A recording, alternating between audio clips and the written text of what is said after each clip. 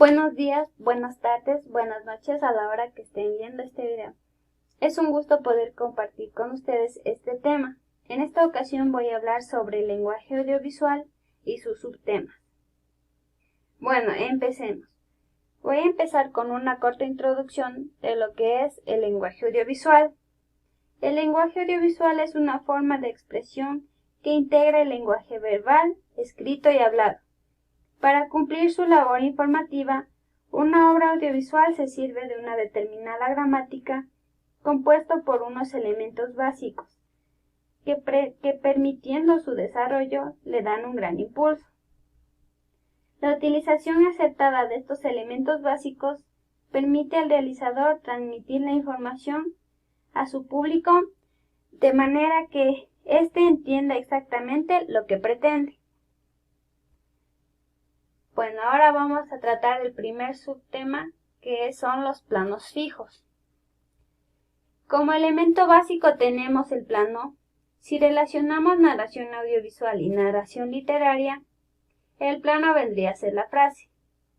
Plano es la unidad narrativa de una obra audiovisual, resultado de la selección y composición del espacio natural en que ha sido rodado y que complementándose con los planos anteriores y posteriores expresa una idea concreta e imprime un impulso a un discurso determinado.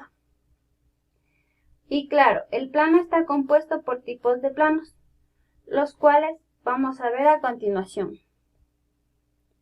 Los tipos de planos que veremos son el plano general, plano conjunto, plano entero, plano detalle, primer plano y plano americano. Como primer plano tenemos el gran plano general. Bueno, el gran plano general muestra un gran escenario o una multitud. El sujeto o figura no se puede ver bien, queda diluido en el entorno, lejano, perdido, pequeño o masificado. Tiene un valor descriptivo y puede adquirir un valor dramático cuando se pretende destacar la soledad o la pequeñez del hombre enfrente del medio. Recoge las figuras humanas en contextos tan amplios en los que se pierde la figura o el grupo. Se da así más relevancia al contexto que a las figuras que se graban. A continuación vamos a ver un ejemplo de escena de gran plano general.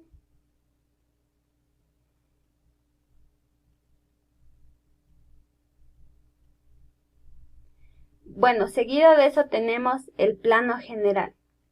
El plano general muestra con detalle el entorno que rodea al sujeto o al objeto. Como un amplio escenario, a veces se muestra al sujeto entre la primera parte y una cuarta parte de la imagen. Se utiliza para describir a las personas en el entorno que se les rodea. A continuación vamos a ver un ejemplo de plano general.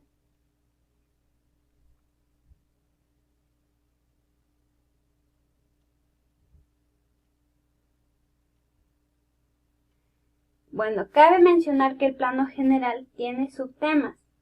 El plano general largo es aquel que predomina el escenario sobre el sujeto y se utiliza sobre todo para situar a los personajes y enfatizar sus movimientos con la relación al ambiente que los rodea. También tenemos el plano general corto. El plano general corto es aquel que presenta al personaje como protagonista en relación con el escenario, recortándolo el encuadre de la cabeza a los pies y permitiendo una descripción corporal y expresiva de sí mismo. A continuación tenemos el plano americano.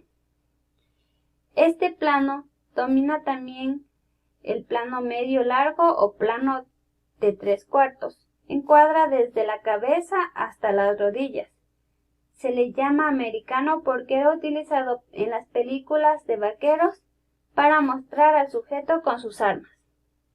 Vamos a ver un pequeño ejemplo de escena de este plano americano.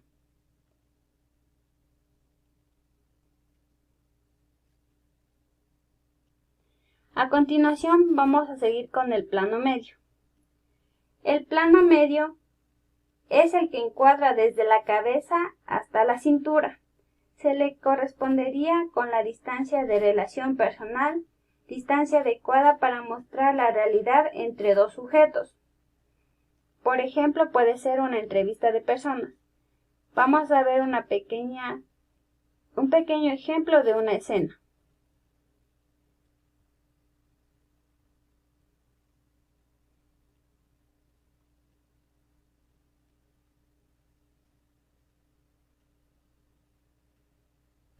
Bueno, dentro de estos planos tenemos subcategorías en el plano medio, como el plano medio largo. Es aquel que se alarga un poco más cuando intenta ver el movimiento de brazos y manos. Este es el plano medio largo. El plano medio corto. El plano medio corto es aquel que encuadra al sujeto desde la cabeza hasta la mitad del torso. Este plano nos permite aislar una sola figura dentro de un recuadro y descontextualiza de su entorno para concentrar en ella la máxima atención. A continuación vamos a ver el primer plano. El primer plano, en el caso de la figura humana, recoge el rostro y los hombros. Este tipo de plano, al igual que el plano detalle y el primerísimo primer plano, se corresponde con una distancia íntima, ya que sirve para mostrar confidencia e intimidad respecto al sujeto. A continuación vamos a ver un pequeño ejemplo de esta escena.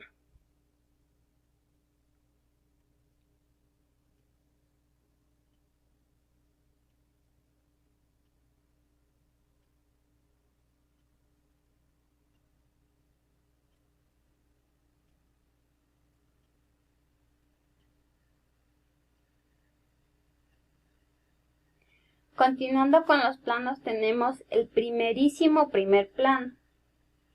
También llamado gran primer plano es aquel que, pretendiendo enfatizar aún más o mostrar detalles de la expresión del personaje, recorta el mismo por encima de los ojos y por debajo de la boca, eliminando el cuello y los hombros. A continuación vamos a ver un ejemplo de primerísimo primer plano. Esta es una escena.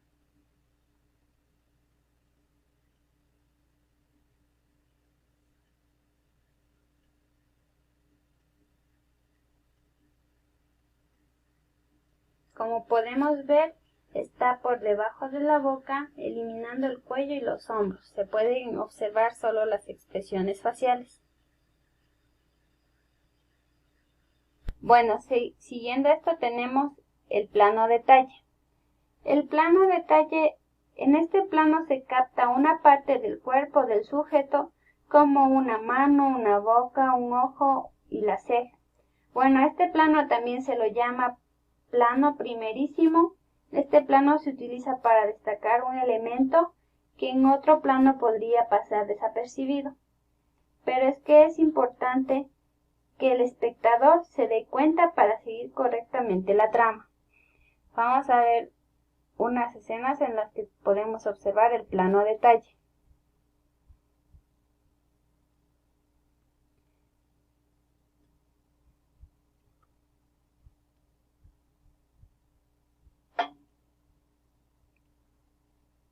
Podemos observar el ojo, que es el plano detalle. Bueno, a continuación vamos a hablar de otro tema que son los planos y ángulos. Los planos y ángulos, se podría decir que aquí tenemos los planos respecto al ángulo de la cámara.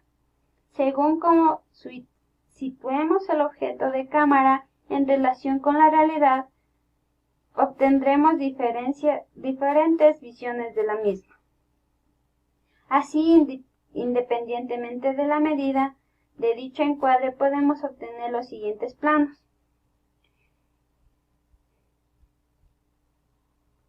Bueno, estos son los siguientes planos que podemos obtener. Los tipos de ángulo. el ángulo picado, ángulo normal, ángulo contrapicado, ángulo cenital, ángulo nadir. Bueno, como primer plano tenemos el plano normal. El plano normal o frontal es el cual muestra el resultado de situar el objeto de la cámara a una altura que proporcione un eje perpendicular a la realidad a encuadrar. Vamos a observar de igual manera un ejemplo de una escena que podemos observar un plano normal. A continuación, seguiremos con el plano picado. Es el que tiende a ver al sujeto como un ser pequeño o inferior, la cámara inclinada sobre el eje vertical hacia abajo en un ángulo de 45 grados. Un pequeño ejemplo de escena que podemos observar. Seguido de eso vamos con el plano contrapicado. El plano contrapicado o enfático, este es opuesto al picado, engrandece al sujeto dándole mayor importancia. La cámara está inclinada sobre el eje vertical hacia arriba en ángulo de 45 grados. Mostraremos aquí unos pequeños ejemplos de escenas o imágenes.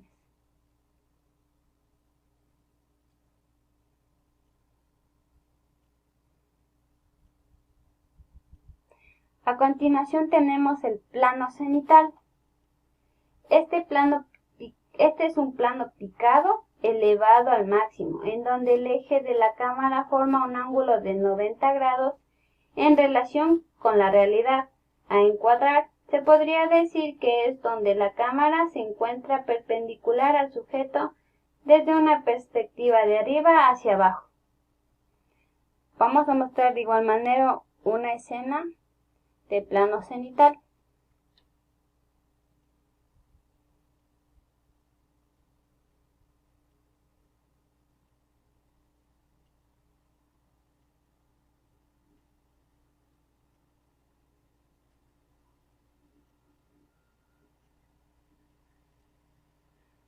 Ahí podemos observar el plano cenital. Continuando con los planos, tenemos el plano nadir. Este plano es lo opuesto al plano cenital, es decir, perpendicular al sujeto desde una perspectiva de abajo hacia arriba. A continuación, de igual manera, veremos un ejemplo de escena de plano nadir.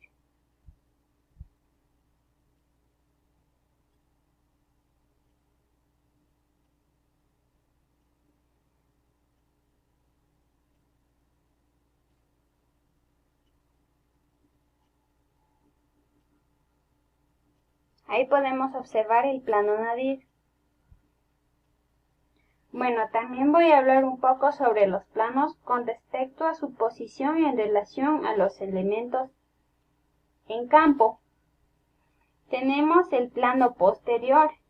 El plano posterior es aquel que capta la parte trasera de la realidad a encuadrar. Veremos una escena en la que capta esta parte. Seguido tenemos el plano lateral. Es el que capta la realidad desde uno de sus lados derecho o izquierdo, quedando los personajes reflejados de perfil. Vamos a ver un pequeño ejemplo de plano lateral. Ahí podemos observar del lado de perfil al sujeto. Bueno, continuamos con la escena. Si hay algo muy importante en el lenguaje audiovisual, el cual es un componente vital, son las escenas. Escena es una parte del discurso que transcurre en un mismo escenario, interior o exterior, en un tiempo interrumpido y que no tiene un sentido dramático, completo por sí mismo. Bueno, aquí vamos a ver un ejemplo de escena. También tenemos lo que es la secuencia. La secuencia puede también desarrollarse de forma ininterrumpida de principio a fin, intercalándose con otras secuencias, dando lugar a un montaje paralelo de secuencias. A continuación vamos a ver un ejemplo de escenas en secuencia. Seguido de esto tenemos el campo fuera de campo. En relación con el espacio narrativo podremos decir que un elemento está en este campo si fuera dentro de ese espacio seleccionado por el objetivo de la cámara y fuera de campo si no figura. Pero tenemos constancia de él, ya sea por el audio o por el transcurso mismo de la narración. Aquí podemos observar un ejemplo de campo fuera de campo. Continuando con los movimientos de cámara. Este es otro subtema más del lenguaje audiovisual. Los movimientos de cámara, movimiento o traslado de elementos en campo dentro del encuadre, proporciona al espectador la posibilidad de asimilar la acción tal como lo hace el ojo humano en la realidad, con un recorrido visual de un tirón sin interrupciones ni cortes. El movimiento además enriquece el discurso, proporcionando dinamismo y ritmo a la acción. Bueno, estos son algunos de los movimientos de cámara que veremos: el traveling, el giro, el zoom, la grúa panorámica. Veremos algunos de estos movimientos de cámara. El panorámico. Este movimiento realiza la cámara sobre un eje fijo. Puede ser vertical u horizontal. Sirve para conducir al espectador de un lugar a otro de forma descriptiva, mostrándole alguna cosa o bien siguiendo a un personaje. A continuación vamos a ver una escena donde nos muestre el efecto panorámico.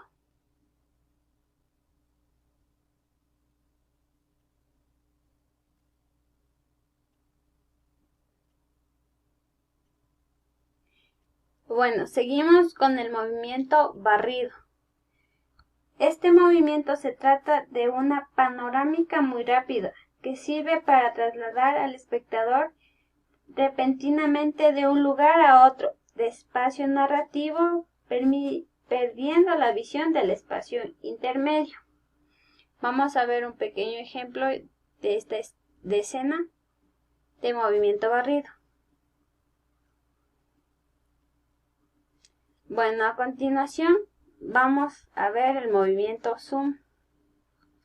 Este movimiento, también llamado traveling óptico, mediante una óptica zoom que desplaza las lentes cambiando la distancia focal, la cámara traslada durante la toma la visión del espectador desde una situación determinada a otra más próxima o más lejana, avanzando zoom in o retrocediendo zoom out. Vamos a ver algunos ejemplos de zoom en estas escenas. Bueno, seguido tenemos lo que es el traveling. El traveling es el movimiento de la cámara junto a su soporte dentro del espacio narrativo tridimensional. Al trasladarse la cámara, se mantiene el espacio enfocado durante todo el movimiento, cambiando la perspectiva y la medida de los objetos en primer término, con respecto a los más lejanos y modificando la composición en el cuadro. Vamos a ver un ejemplo de lo que es el traveling.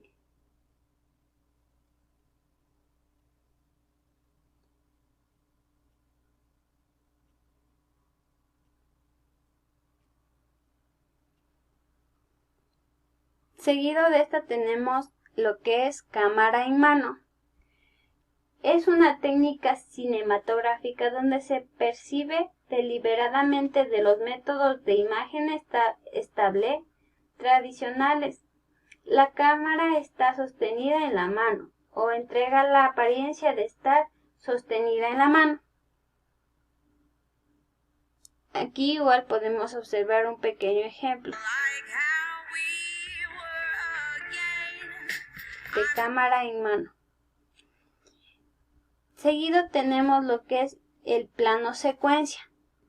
El plano secuencia consiste, como su propio nombre lo indica, en un plano que abarca una secuencia completa.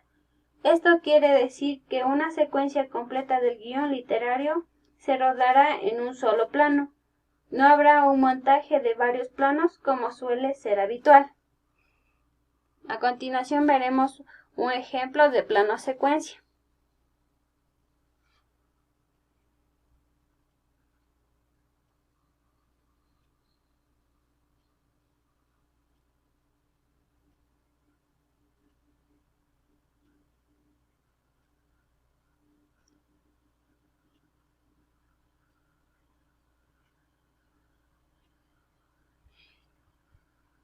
Bueno, eso ha sido todo en cuanto al tema del lenguaje audiovisual. Espero que les haya gustado y más que todo espero que les sirva de gran ayuda.